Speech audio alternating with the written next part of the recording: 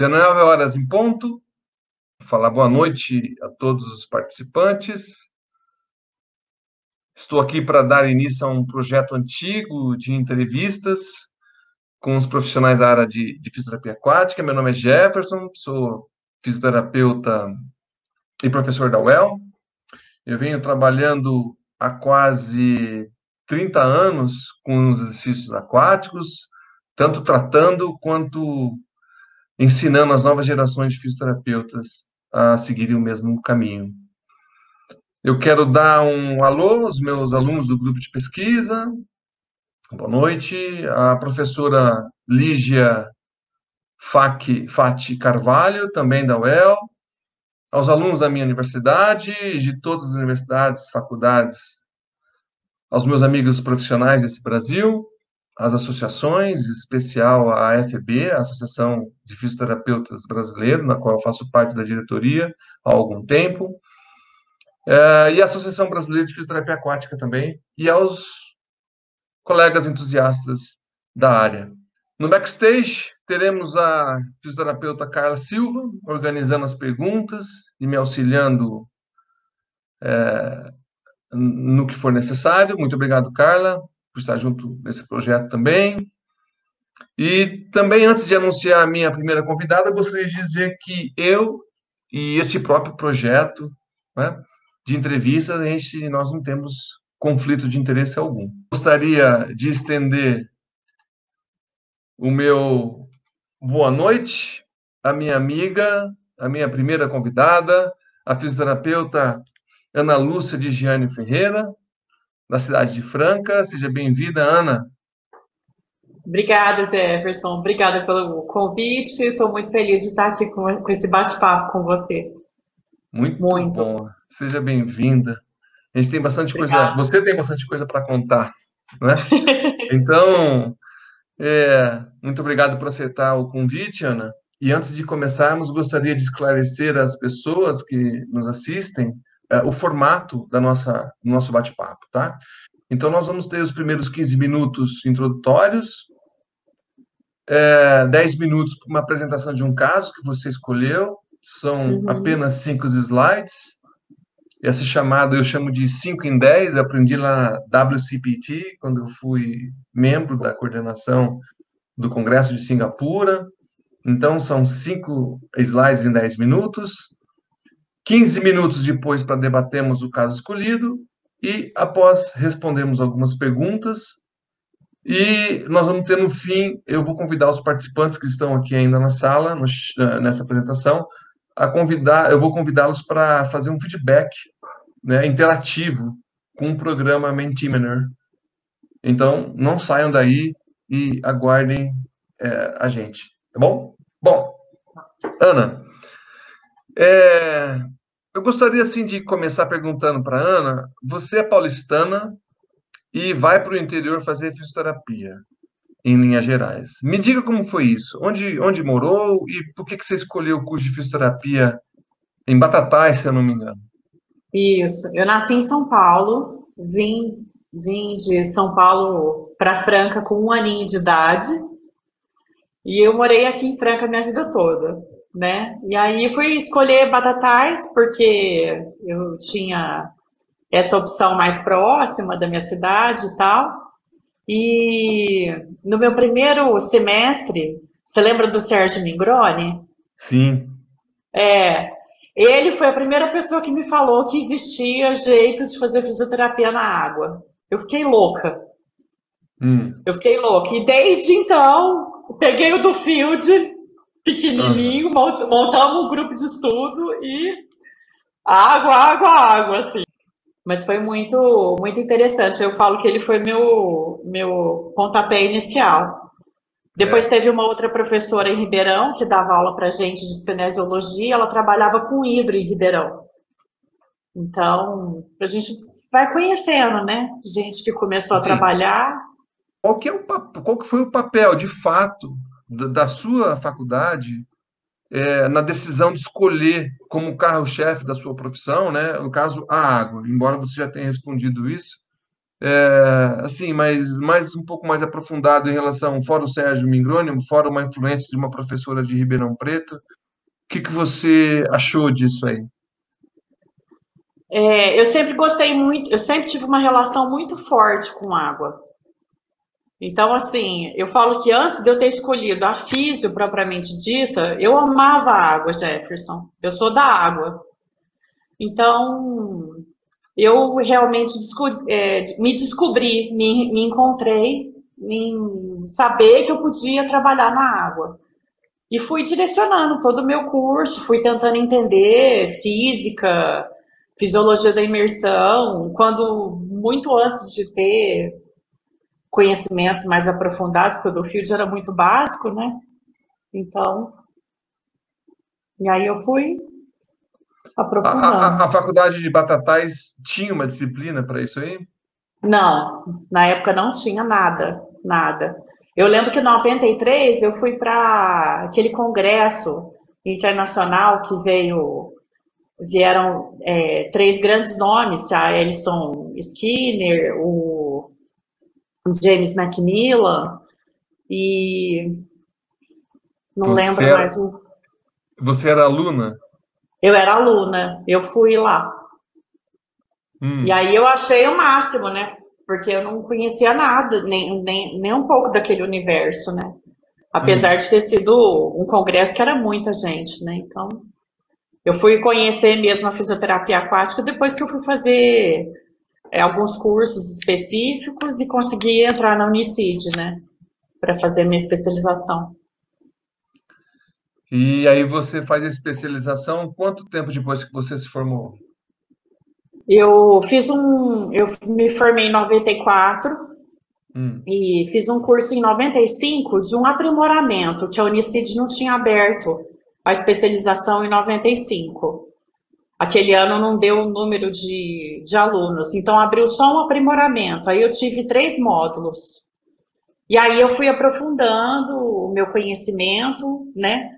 E no ano seguinte, em 96, 97, que eu fiz a minha especialização mesmo. Aí foi um ano. Um ano, muito sexta à noite, legal. sábado o dia inteiro e domingo de manhã. E eu cada Assim, vez mais apaixonada, assim, legal.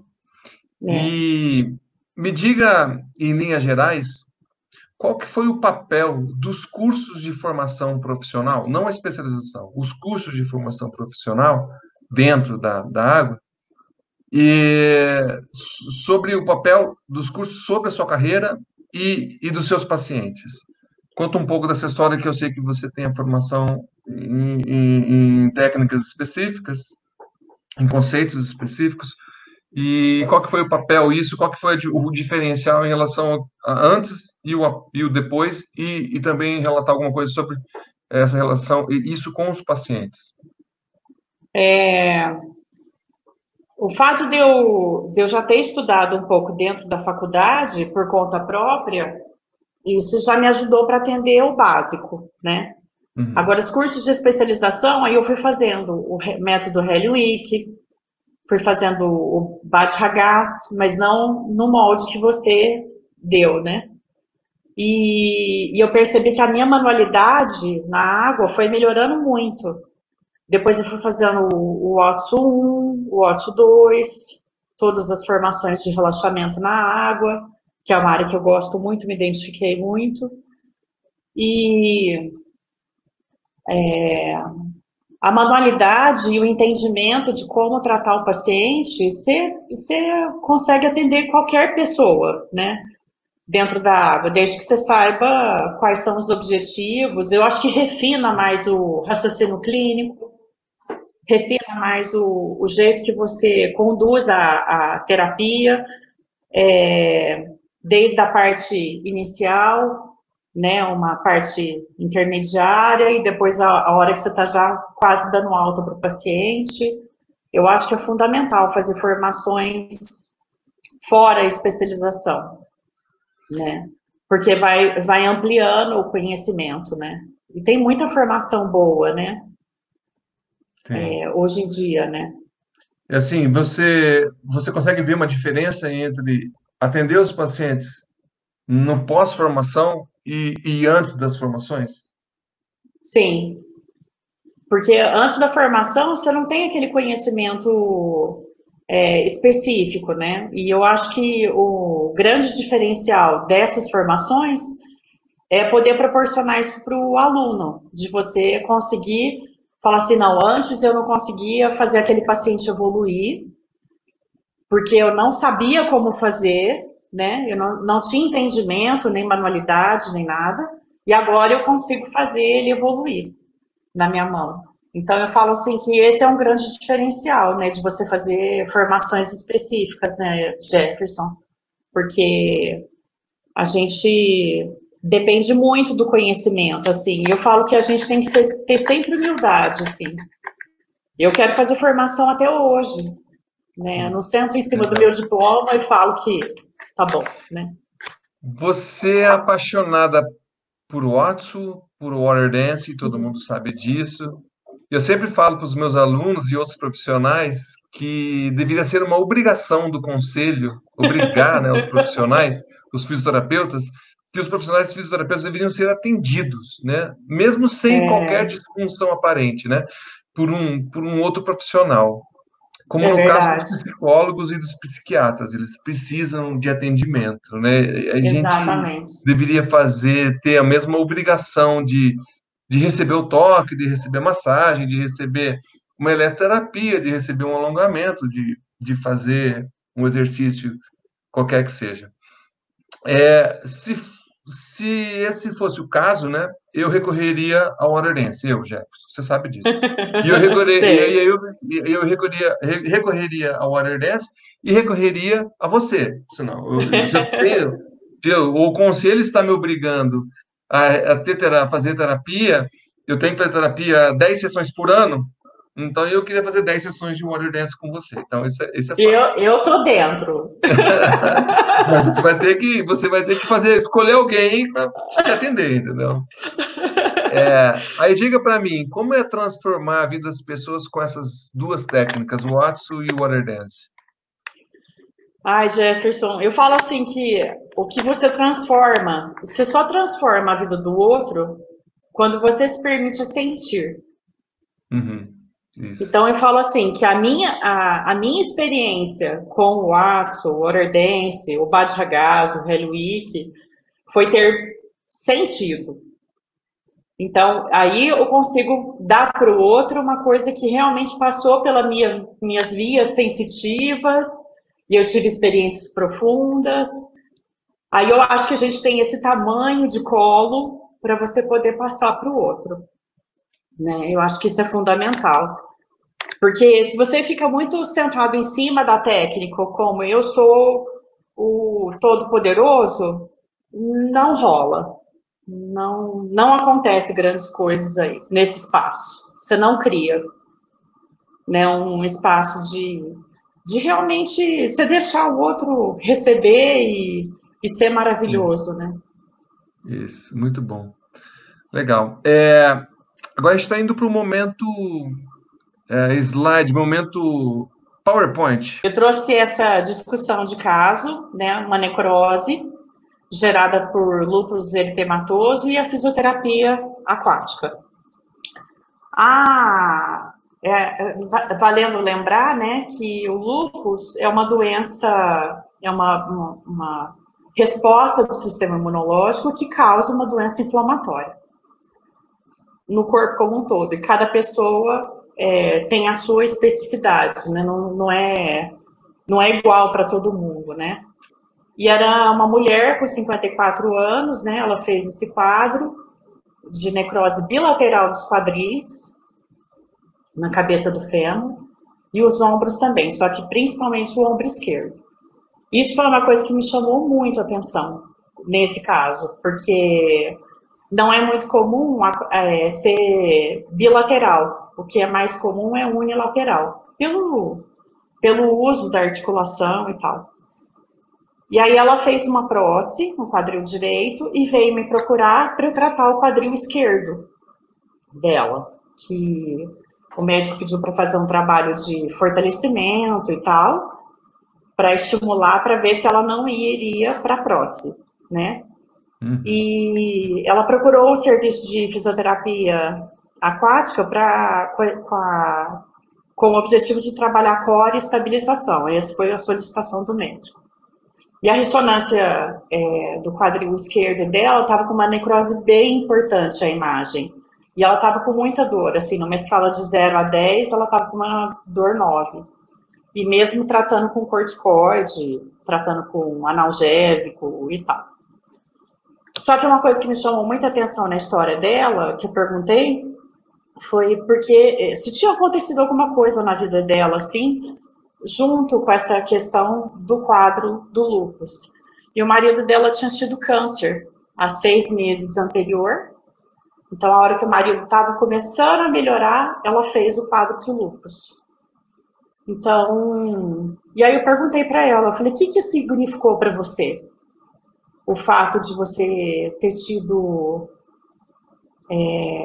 o lúpus nessa situação? Ela falou assim, eu senti que eu perdi meu chão. Uhum. Então, assim, nas entrelinhas eu vou puxando em somatoanálise o que o paciente vai me falando também, porque eu vou vendo outras coisas. Não só a questão física, mas vou vendo um aspecto que eu poderia auxiliar ela um pouco mais.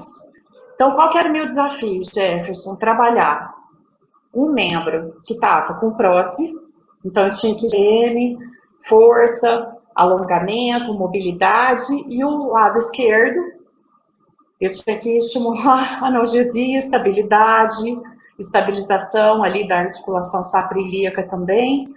Então, assim, eram duas coisas completamente diferentes, percebe? Tinha uma dualidade ali, né, que eu tinha que trabalhar, corporal, né?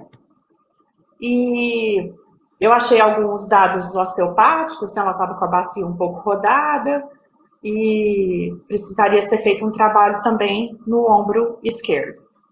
Eu tinha uma piscina com 1,10 m de profundidade, o paciente tinha 1,65 m de altura, temperatura girava em torno de 34 graus, serão tratada com ozônio, e os meus objetivos de tratamento eram fazer trabalho de técnica manual, analgesia no quadril e ombro esquerdo, né, e tentar impedir, né, essa cirurgia, apesar do prognóstico ser ruim, né, Jefferson, sabendo que ela tinha uma necrose. Eu falo necrose, você não sara, né, mas você pode melhorar o quadro muscular, né, e enfim, né, prorrogar, né, esse momento, né.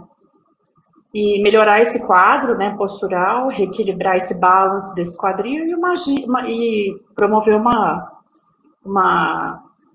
a diminuição, né, da dor dela no esforço, e melhorar um pouco também a autoestima. Só que o principal objetivo meu para essa paciente era devolver a sensação do chão. Devolver para ela a sensação que ela poderia voltar a caminhar na vida.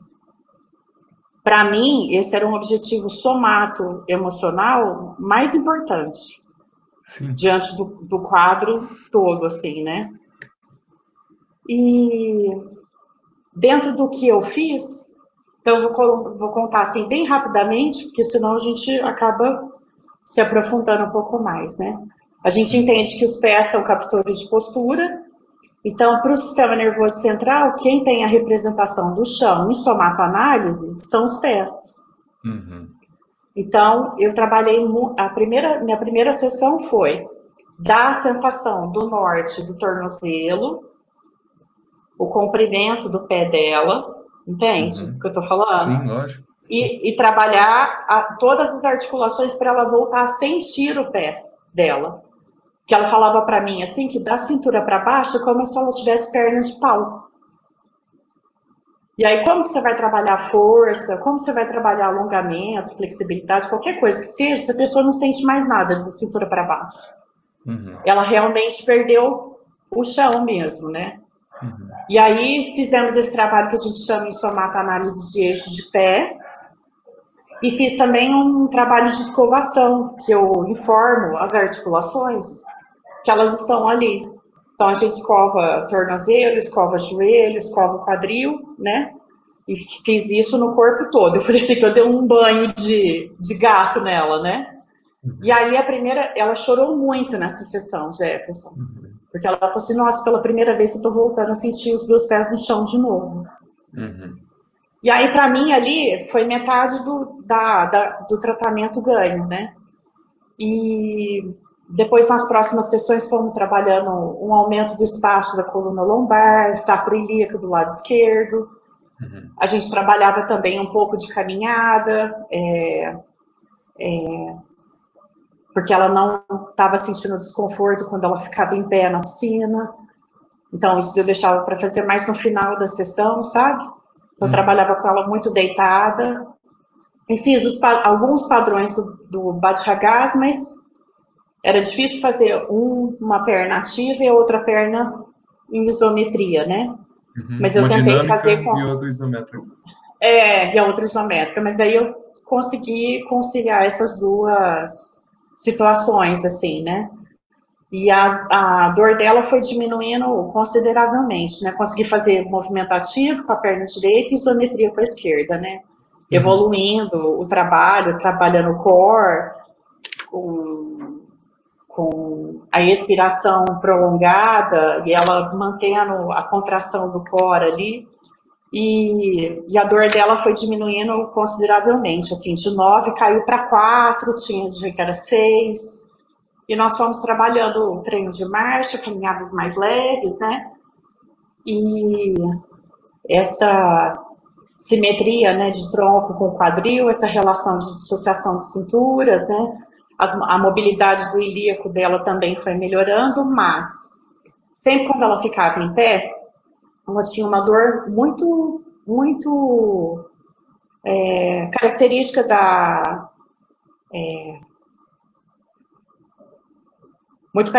necrose, né, que era uma dor muito pontual ali no quadril do lado esquerdo, né. E apesar da gente estar trabalhando estabilização, ela saía da água ótima, sem dor, nem nada, né? Mas também tinha a fisiologia da imersão também envolvida, né?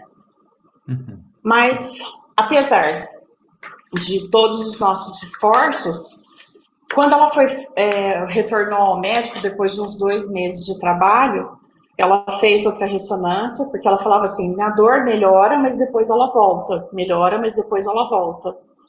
Ele fez outra ressonância e ele viu que o traço da osteonecrose, ele viu um traço de fratura. Então, que ele não tinha visto na outra ressonância. E a gente não sabe se esse traço de fratura também foi porque ela estava dirigindo, ela estava levando uma vida, entre aspas, normal, estava com uma muleta canadense. O excesso de corticoide, né? Ou excesso de corticoide, né? A gente não sabe. Mas daí, assim, eu cheguei à seguinte conclusão, Jefferson, que apesar dela ter melhorado a qualidade de vida, o grau de dor, né? Ela teve uma melhora nesse quadro todo, né? Mas ela voltou também a se sentir mais confiante, né? Nos 2 membros, apesar da dor. E voltou a sentir os seus pés no chão, né? E ela relatou que se sentia muito bem, né? Apesar da dor, uma segurança que ela não sentia mais na vida. Ela falou assim, agora eu posso tudo.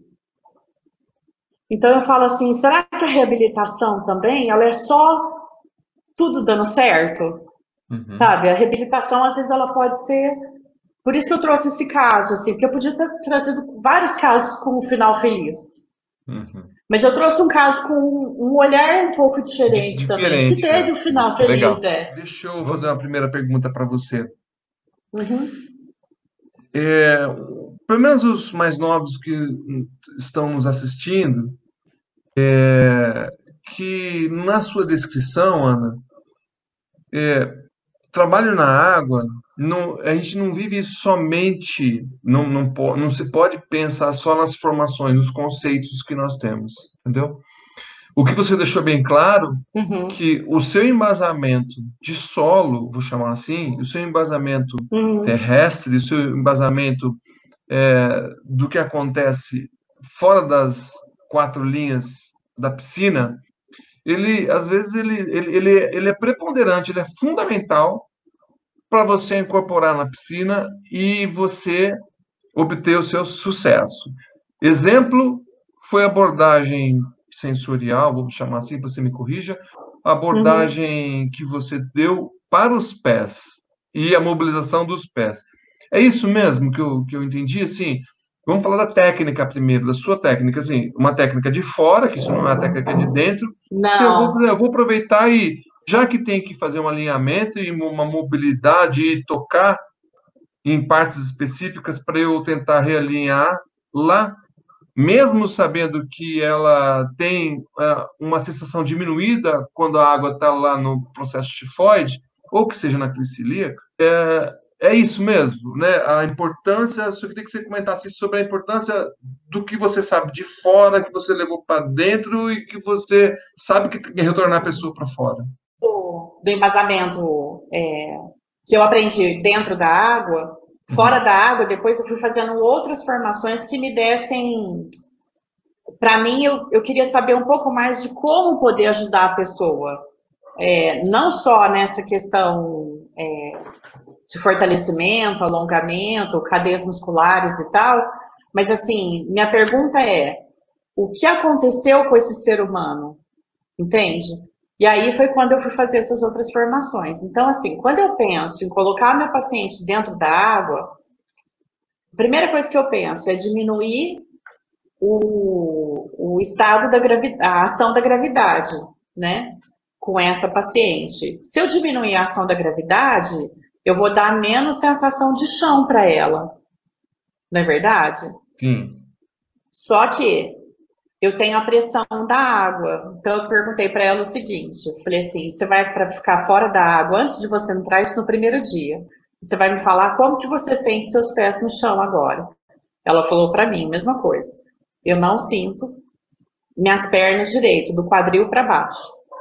Aí quando ela entrou dentro da água, que era para essa sensação que ela sentia fora da água, de não sentir as pernas da cintura para baixo com tanta força, quando ela entrou dentro da água, ela falou para mim assim, nossa, agora parece que estou sentindo que meu corpo está mais sustentado.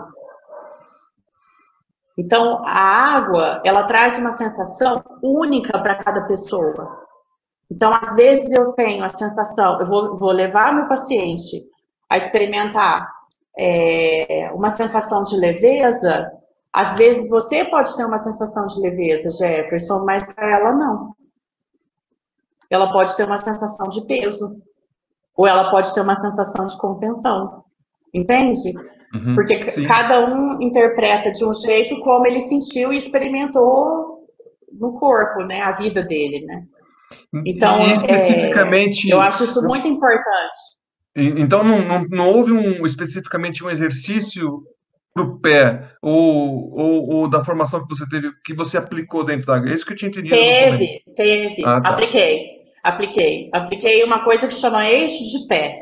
Isso. Que é você realmente dar essa você trabalha deitada ou sentada? Dos ossos. Eu trabalhei com ela sentada. Eu podia ter trabalhado com ela deitada, podia trabalhar com ela em pé, com ela levantando a perna, mas eu achei mais fácil ela sentar primeiro.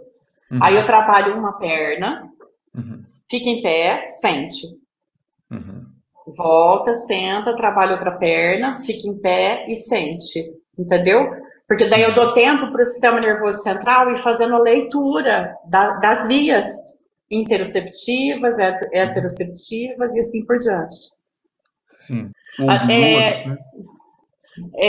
O tratamento total dela foram 2 meses e meio. Não, uma sessão, ela durava 40 minutos, 50 minutos? 45 minutos a 1 hora. Depende do dia, Mas eu sempre escovava ela também.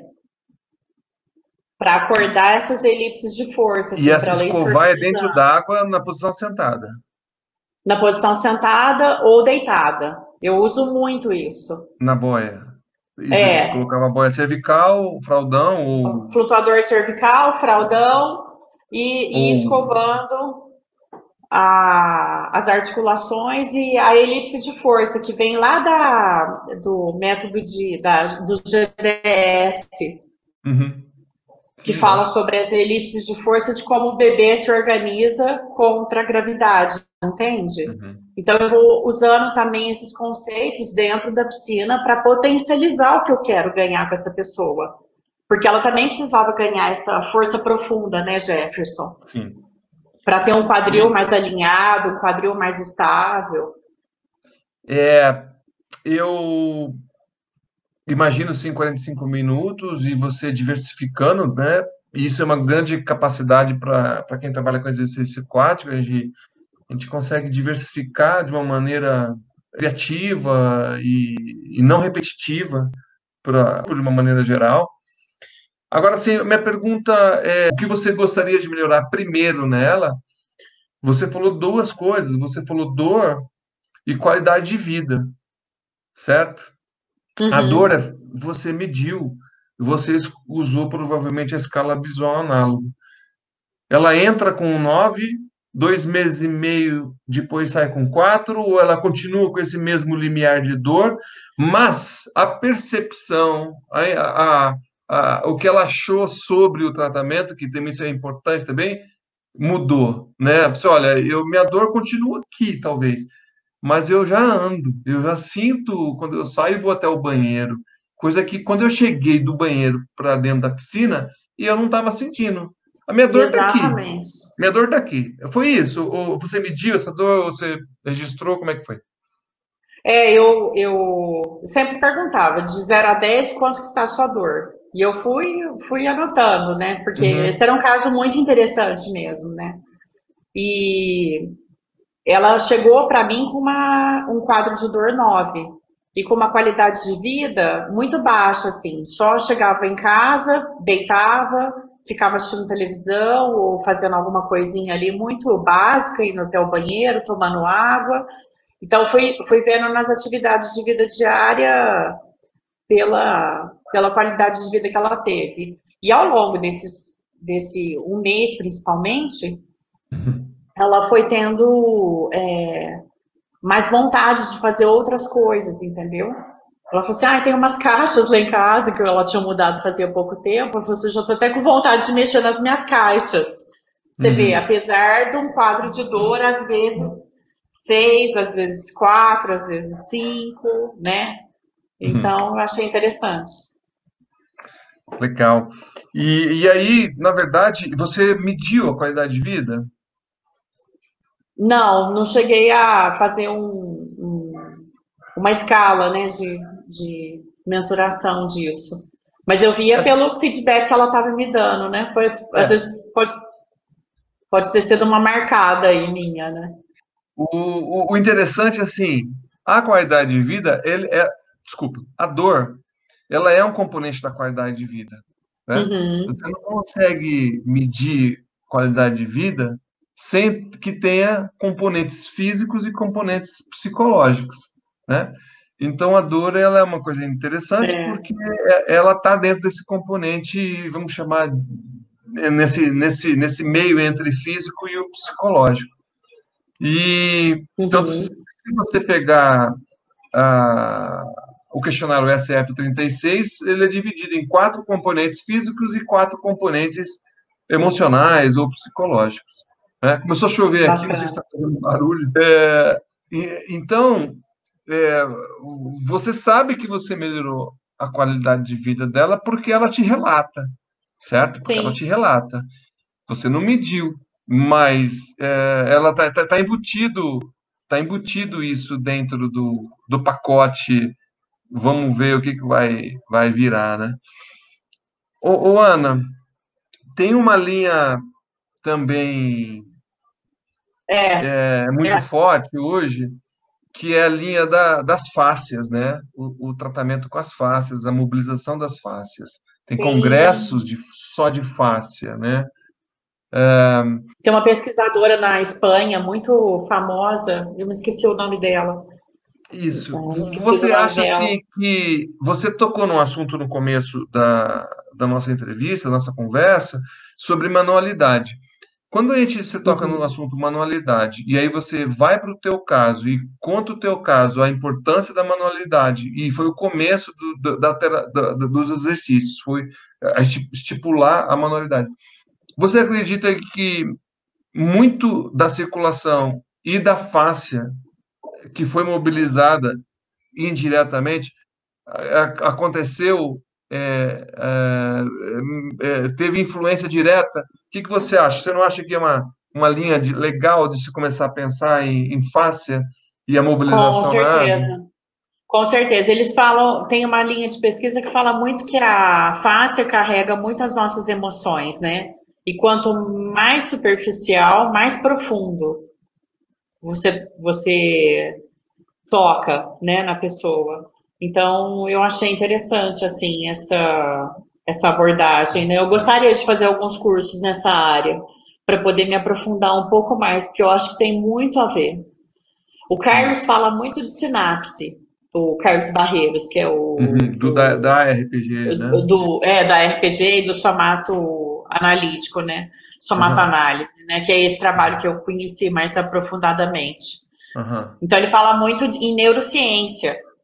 Então, ele fala muito de você estimular esse ser humano como um animal, né? Ele é visto como... O que tá faltando para a vida desse animal, né? Então, mas ele fala animal não no sentido pejorativo, né? Ele usa muito essa linha de raciocínio. É um trabalho interessante, mas assim... ele não aborda muito a questão da fáscia. Então, eu acho que seria uma coisa interessante aí de pesquisar mais a fundo, porque eu acho que tem muita relação. Eu vou adicionar a Carla aqui no time. Bem-vinda, Carla. E a Carla vai ver se ela tem alguma pergunta. Eu acho que a própria Carla tem uma pergunta para você. E eu acho que vamos ver se ela consegue, acho que tem algumas outras. Isso, pode ir, manda ver. A minha pergunta, Ana, se essa foi a única paciente com necrose de fêmur que você atendeu, ou se você teve alguma outra paciente parecida, sem ser do lúpus. Eu já tive paciente com artrose de quadril, que estava na iminência de fazer prótese, e a gente conseguiu estabilizar, mas eu acho assim, não tinha um quadro de necrose. Assim, tão agudo igual essa paciente. Ela foi para prótese porque estava necrosado. E aí, quando ela fez a prótese, a hora que o médico abriu, tinha uma lasca de osso intraarticular. Então, por isso que ela estava sentindo dor. Então, realmente, eu falo assim, eu podia virar ela de cabeça para baixo, que não ia melhorar mesmo. Entende? Mas foi muito legal. Foi um caso muito bonito, assim. Por isso eu trouxe ele. Apesar de ter sido difícil. Agora, necrose, assim, com lúpus eu nunca tinha pego. Minha experiência já foi com artrose, assim. E foi muito interessante. Mas todos os pacientes hoje eu tenho uma abordagem um pouquinho mais ampla. Sim, eu não consigo mais fazer o trabalho só convencional. Isso que o Dr. Jeff, ele pontuou sobre o tecido facial, é muito legal, né? Porque você estimula esse sistema elástico novamente, que precisa dessa organização de quadril, joelho e pé, principalmente o pé, que vivemos em dia e perdemos toda a mobilidade, transferindo essa mobilidade para joelho e quadril. E aí a gente pega essas lesões, né, complicadíssimas de joelho, quadril, e os pés lá sem mobilidade nenhuma, tornozelo com bastante bloqueio articular. E aí a minha segunda pergunta seria em referência ao ombro, porque daí você citou bastante do quadril e não O ombro, também eu trabalhei bastante mobilização em cintura escapular, ali na região da cervical também, fazer bastante de decapitação da imersão total, para trabalhar um pouco de mobilização de cervical, a água, só elevar o ombro para soltar um pouco essa articulação, enfim. Mas eu gosto muito de trabalhar ombro com o paciente deitado em decúbito dorsal. Né? E aí faço muita tração, vou mobilizando o tecido, eu escovo também, porque dentro dessa linha aí do GDS tem escovação em membro superior, tem no corpo todo, tem até na face, sabe? Então, é bem interessante. Aí eu fiz um trabalho funcional com ela também, sempre no final, dela buscar objetos, fazer transferência de peso, essas coisas assim, né? É porque o tempo é pequenininho, né? Não dá tempo de falar tudo. Tudo, né? Mas então vou engatar aqui na pergunta do Luiz. Ele perguntou, Ana, você chegou a treinar alguma atividade funcional específica na água? Sim. O treino de marcha, né? O treino de marcha com desvios, né? Laterais, diagonal, mas tudo dentro da amplitude de movimento, porque assim, uma perna podia e a outra doía. Uhum. Então, meu medo era, como a água inibia os receptores de dor, eu ficava com muito receio também de estimular demais e depois ela passar apertado em casa, porque eu fui muito além da dor dela, entende? Uhum. Então, eu trabalhava, assim, tentei fazer um trabalho mais funcional em membro superior, sabe? E o membro superior dela ficou maravilhoso, assim. Ela falou assim que ela não sentia mais aquele desconforto articular que ela sentia antes. Uhum. Mas eu acho que assim, o fundamental dessa paciente foi ter ganhado o chão. Isso. Para mim foi uma sacada muito boa. E muito. Principalmente que eu vou, assim, ela não tem chão. Eu vou continuar não dando chão para ela, porque na água não tem chão. Exatamente. Tem chão, mas não tem chão. E aí eu fiz o seguinte, lá no final eu quero que ela tenha chão. Mas ela chegou sem chão, eu treinei sem chão, com meio chão, e aí devolvi um pouco de chão. É uma coisa muito louca. Deixa eu fazer uma pergunta para você. Ela relatou, desculpa, se olha, eu não conseguia fazer isso em casa, e depois de 2 meses e meio eu consigo fazer isso em casa. Uma atividade diária, você lembra disso aí, mesmo não tendo medido? Lembro. Para sentar e sair do carro, ela notou melhora para entrar e sair do carro, porque era dramático e tal. Para sentar e levantar da privada, né, também. Sofá, virar na cama, né, ela já conseguia fazer com maior facilidade. Não sentia mais dor noturna para ficar virando para lá e para cá, que era uma coisa que ela sentia muito. Então, assim, a dor dela diminuiu bastante, mas ela estava realmente com alguma estrutura óssea ali dentro da articulação, né? Então, isso aparecia mais a hora que ela ficava em pé, né, Jefferson? Mas eu sempre trabalhava com ela a sensação dela antes de entrar na água, trabalhava com ela dentro da água, punha ela para fora da água, fecha os olhos e sente seu corpo. Isso é uma coisa fundamental. A gente tem que dar tempo para o sistema nervoso central fazer leitura do antes e do depois.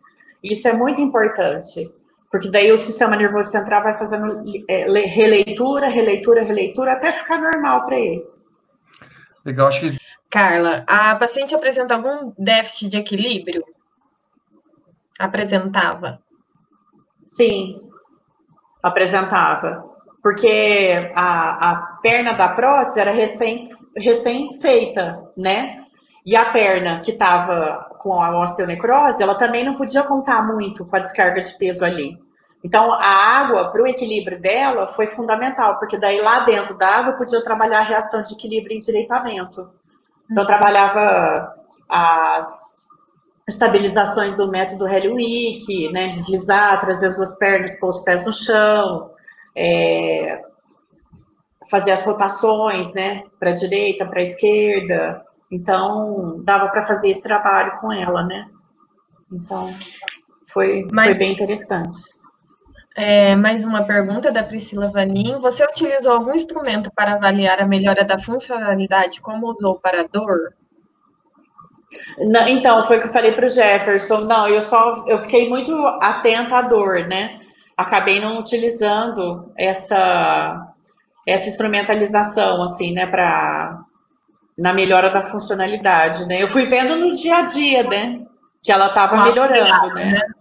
Uhum. Aí o Douglas Braga perguntou, Ana, você trabalhou o equilíbrio? Se sim, quais posturas? Eu trabalhava muito estabilização de porque minha intenção era trabalhar muito a estabilização da sacroiliaca também, né? Então, tem um exercício que eu dava, que era segurando 2 espaguetes nas laterais do corpo, e eu pedia para ela subir as 2 pernas e tentar manter o corpo naquela posição. Então, uma hora eu fazia na posição horizontal, outra hora eu fazia na posição ventral, outra hora eu fazia na posição decúbito dorsal, e ia trabalhando a estabilização, né? Ali com o espaguete também. Então, e ela conseguiu fazer muito bem, obrigado, né? Então, foi aonde que ela foi melhorando também o equilíbrio, né? Porque ela precisava também, né, de contar com a perna da prótese, né? Legal. A Mariana perguntou aqui, nesse tipo de paciente que você teve aí, né, com essa experiência, quanto à utilização de exercícios aeróbicos, o que você pensa sobre isso? Se ela não tivesse com um quadro de dor tão alto, no sentido de quando a gente buscava uma amplitude de movimento maior, assim, ela sentia um pouco de dor, mas, por exemplo, deitado em decúbito dorsal, eu trabalhava com ela um pouquinho de exercício de bicicleta, né? O que eu conseguia chutar a água com o peito do pé, e aí a gente ia trabalhando isso em decúbito dorsal, decúbito ventral, tudo de acordo com... Minha referência era sempre a dor. Mas eu acho que é super importante, assim, se desse para evoluir, eu evoluiria com certeza, porque a dor também, uma dor, assim, só de pensando numa artrose, eu acho que ela é fundamental trabalhar a parte a parte aeróbica, né? Porque daí a pessoa vai diminuindo e minimizando essas dores também, né? E tira o foco também, né? Vamos tocar a vida normal, né? Tira o foco. Sim. Né? Muito legal. Tem mais uma pergunta aqui. Ana, você utiliza escalas não padronizadas para descrever a evolução ou apenas escalas validadas, como a escala visual análoga? É o que eu falei para vocês, assim, né? Eu não sou pesquisadora, né? Então, acho que o Jefferson pode responder por mim melhor do que eu apresentei no caso, assim. Mas a minha escala é sempre a de 0 a 10 na dor e qualidade de vida, assim, mas não essa... Não usa nenhum instrumento específico, né? Não, infelizmente. Mas eu acredito que a gente vai daqui para frente melhorar esse olhar, né? Para avaliar e até poder também escrever sobre isso, né? Melhor. Para a gente poder apresentar, né? Eu acho isso muito importante. A gente tem humildade também para reconhecer no que a gente pode melhorar, né? E isso é uma coisa muito importante, Ana, porque assim, não é porque eu não sou pesquisadora que eu não devo documentar de forma padronizada os meus pacientes, porque ora é o sistema de seguro que não vai pagar ou vai reclamar, ora a justiça vai demandar assim, o que você fez com ela, ora o paciente vai encrencar com você e vai falar assim, olha, ela fez isso e não melhorou, aí você tem como ter provado que melhorou. Então, quer dizer, essa questão de usar instrumentos válidos ou escalas validadas ou preparadas para a língua portuguesa, como eu acho que é o José Luiz que está perguntando aqui, ou o J. Luiz está perguntando, isso não é só para pesquisa, entendeu? Isso serve para uma série de outros pormenores que às vezes aparecem na nossa vida, entendeu? Por exemplo, um convite para vir fazer uma entrevista, né? É verdade. É verdade. Mas acho que tem mais perguntas aí. Acho que é a Edilene. Isso. Ela perguntou após quanto tempo ela relatou melhora para realizar as atividades do dia a dia, como, por exemplo, entrar no carro que você citou. Edilene, na 4ª sessão, ela já melhorou já. Consideravelmente, na 4ª sessão ela já estava melhor para sentar, levantar, a mobilidade da sacroiliaca dela tinha melhorado muito já. Então, foi bem interessante, assim. Foi rápida a resposta, né? A dor que começou a flutuar depois, né? Ela melhorou bastante, depois ela começou a ter aquele declínio, que eu acho que é quando a estrutura óssea foi para dentro da articulação, né? Sim. E a gente não sabia, né? A Letícia perguntou se existe alguma posição específica em que a paciente relatava mais dor dentro da água, né? Letícia, ela relatava muita dor em pé, mas dentro da água ela não tinha dor. E na abdução da perna também. Na abdução e na adução, quando passava da linha média, sabe? Ela sentia também um pouco. Eram mais essas 3 posições. A Dani perguntou, Ana, teve alguma dificuldade em evoluir os manuseios e posturas? Ela aceitava bem todas as posições propostas do ponto de vista sensorial? Legal.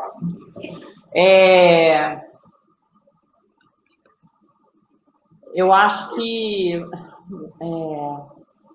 quando a gente começou a trabalhar um pouco a cervical dela, ela relatou depois que ela teve um sintoma de vertigem, sabe? Então, talvez tenha, em somatoanálise, a cervical é muito ponte entre o que eu penso e o que eu sinto. Então, eles falam muito isso, assim. Então, foi uma das dificuldades, assim, de eu conseguir começar a trabalhar o relaxamento. Então, eu falava assim, só deixa o seu corpo sentir, né? A minha mão aqui na sua cervical, e vai deixando o seu corpo só sentir, vai deixando ele fazer o que ele tem vontade de fazer. Aí ela, conseguiu relaxar.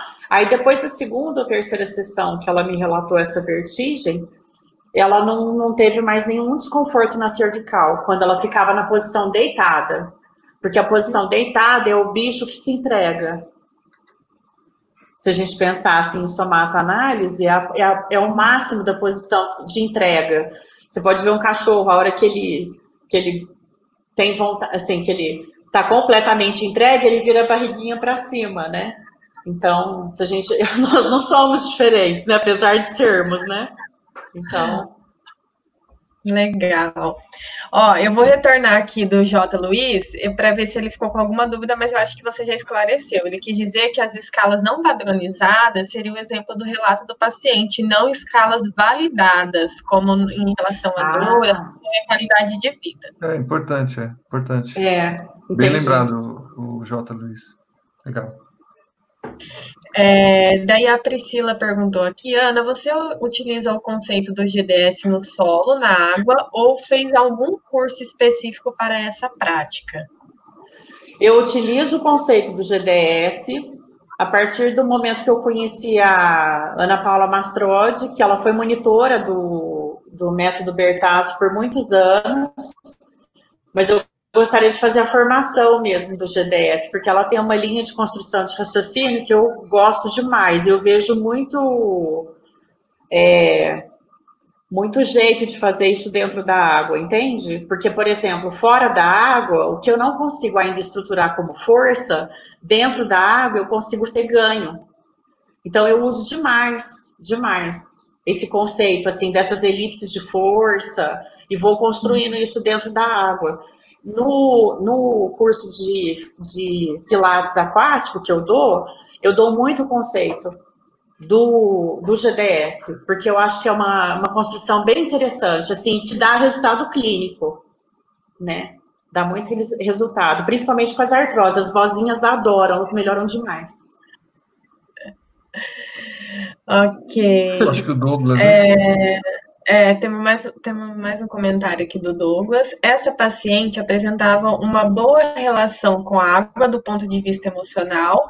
Foi necessário fazer alguma adaptação? Não, ela já mergulhava, ela tinha uma boa relação com a água, sim. Mas usava tampão de ouvido, sabe assim? Incomodava a água no ouvido. Então, assim, ela não deixava de fazer o que a gente propunha, mas, assim, tinha que ter o tampão do ouvido, entendeu? Então, assim, se ela era bem adaptada, não, eu acho que não. em relação a essa questão do ouvido, assim. Mas tem gente que se incomoda mesmo, né? O Jefferson mesmo não é muito fã de água no ouvido, né, Jefferson? Não, eu fujo. E assim, não significa que ele não é bem adaptável, né? Sou nadador e... mas eu faço natação e se não tiver o tampão não é a mesma coisa. Ah, Na tá. natação não é a mesma coisa. Entendi. Eu acho que é isso, né, Carla? O que Temos você acha? Mais uma pergunta. Chegou a utilizar o Deep Running mais no final do tratamento ou nem evoluiu, né, para os exercícios aeróbicos? Então, Priscila, eu não consegui entrar porque já no final ela estava naquela dúvida se ela realmente, o que estava acontecendo que a dor dela não zerava, entendeu? E aí ela começou a questionar o médico, e aí foi onde fez outra ressonância e viu que o traço da fraturinha dela lá tinha aumentado na osteonecrose. Então eu não cheguei a conseguir evoluir, mas os meus pacientes tradicionais eu sempre evoluo para a parte aeróbica, eu acho super importante. É o que eu falei, assim, né? Nem sempre um caso que a gente acha que vai dar tudo certo, deu tudo errado. Deu tudo muito certo. Ela voltou a sentir muitas coisas que ela precisava naquele momento de vida, né? Ana, muito obrigada. Eu fiquei com muita vontade de ter um vídeo assim mostrando o que é esse trabalho que você faz na água, da dança, o professor. Eu vou te mandar. Ele sempre comenta, então fiquei super curiosa para saber como é e para receber. E Carlinha, a gente vai combinar. E com o Pilates aquático também. Obrigada, tá? Por dividir com a gente. Obrigada, eu, querida. Foi muito legal e eu fiquei muito curiosa em saber um pouco mais do seu trabalho. Bacana. Tá bom. Obrigada. Obrigado, Carla. As palavras são suas. Pode fechar. Do fundo do meu coração, que todos vocês possam voltar a entrar nas piscinas do Brasil, do mundo, sem Covid, né? Levando o coração de vocês, levando a alma de vocês, levando o olhar tão especial que é do fisioterapeuta, né? E eu quero te agradecer, Jefferson, por esse momento, né, da gente poder estar junto. Prazer foi todo meu. E é isso. Estamos juntos sempre. E obrigado, Carla, por organizar aí as perguntas. Obrigado a todo mundo.